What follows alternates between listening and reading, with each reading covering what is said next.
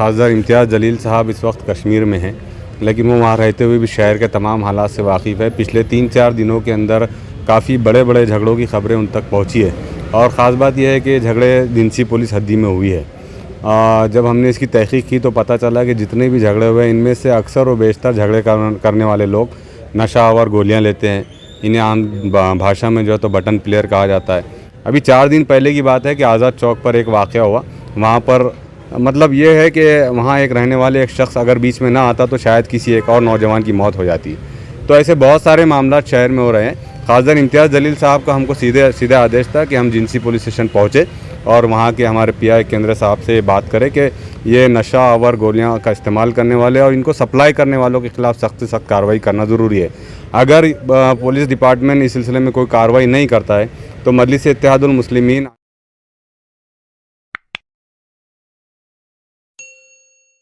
आप देख रहे हैं SDM न्यूज़। मैं हूं रियाज अंसारी।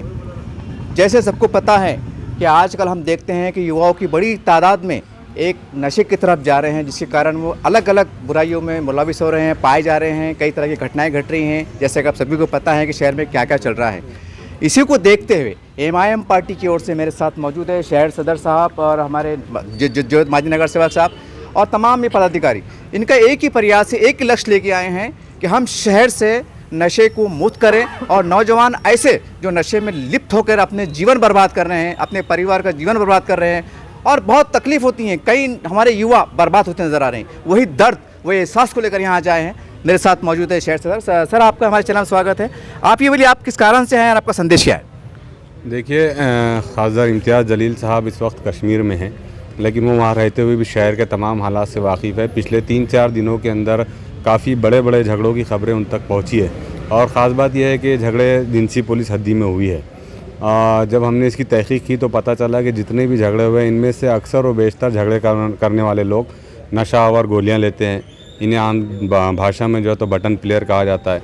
गांजा, चरस, इस किस्म की जो है तो नशे की बहुत सारी चीज़ें इस पूरे इलाक़ों में जो है तो आम तौर से लोग लड़के ले रहे हैं।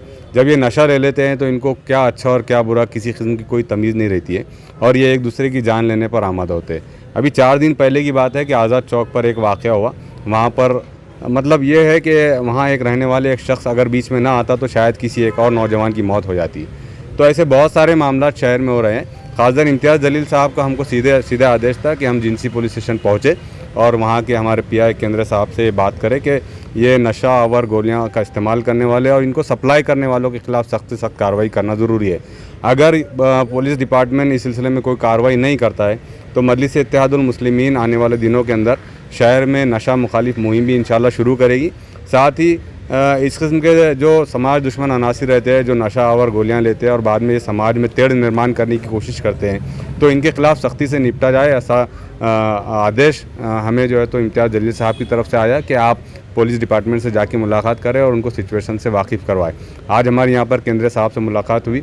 उन्होंने आश्वासन दिया है कि वो ड्रग्स सप्लाई करने वाले, गोलियाँ सप्लाई करने वाले और गोलियाँ इस्तेमाल करने वाले इन तमाम लोगों के ऊपर सख्त से सख्त कार्रवाई करेंगे।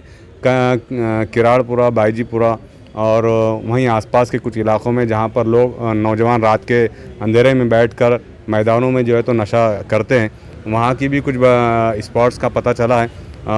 पुलिस डिपार्टमेंट ने हमें तयक़ुन दिया है कि वो ऐसे तमाम लोगों के ख़िलाफ़ सख्त से सख्त कार्रवाई करेगा और हम भी ये तयक़ुन देते हैं कि आने वाले दिनों के अंदर मजलिस इत्तेहादुल मुस्लिमीन नशा मुखालिफ मुहिम शुरू करके लोगों के अंदर, नौजवानों के अंदर और सरपरस्तों के अंदर, पेरेंट्स के अंदर ये अवेयरनेस पैदा करने की कोशिश करेगी कि आप अपने बच्चों के ऊपर निगाह रखें।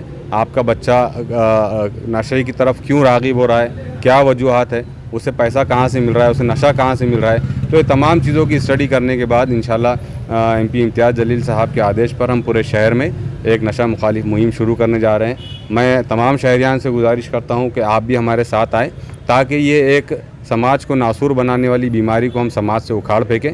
इसमें तमाम की ज़िम्मेदारी है, पुलिस डिपार्टमेंट की ज़िम्मेदारी है, एक आम नागरिक की ज़िम्मेदारी है।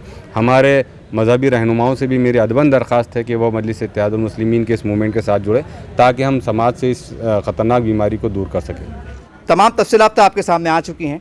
हम सिर्फ इतना ही शॉर्टली इतना कहते हैं कि देखिए, ये भी एक इंतहाई कड़वा सच है कि जिसे हम ग्रीन बेल्ट कहते हैं, मुसलमानों का समाज का इलाका कहते हैं, वहाँ पर ये कहीं ना कौन से लोग आके बेच रहे हैं और जो बेचने वाले भी मतलब कहीं ना कहीं मुस्लिम होते हैं। टपरे में बिकता है, होटल में बिकता है। क्या आपको एहसास नहीं होता? आप जब जातिवाद की बात आती है आप कहते हैं यार ऐसा हो गया, वो ऐसा है ऐसा है। ये आपको एहसास नहीं होता क्या बेचने वाला कि मैं ये बेच रहा हूँ, मेरे समाज का बच्चा बिगड़ जाएगा, मेरा उसका परिवार बिगड़ जाएगा? उस वक्त आपको समाज का एहसास नहीं होता। हमारी तमाम होटल वालों से, टपरिया वालों से, ऐसे लोगों से विनती है कि थोड़ा मानवता के लिए आप भी सोचें। कहाँ तक पुलिस दौड़ेंगी, कहाँ तक ये लोग दौड़ेंगे? क्या आपका कर्तव्य नहीं बनता कि आप ये चीज़ों को ना बेचें?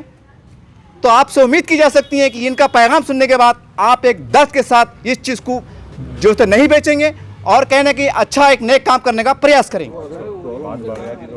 तुमने अच्छा हैंडल किया, इन्होंने बहुत अच्छा किया, सब इनका सपोर्ट था।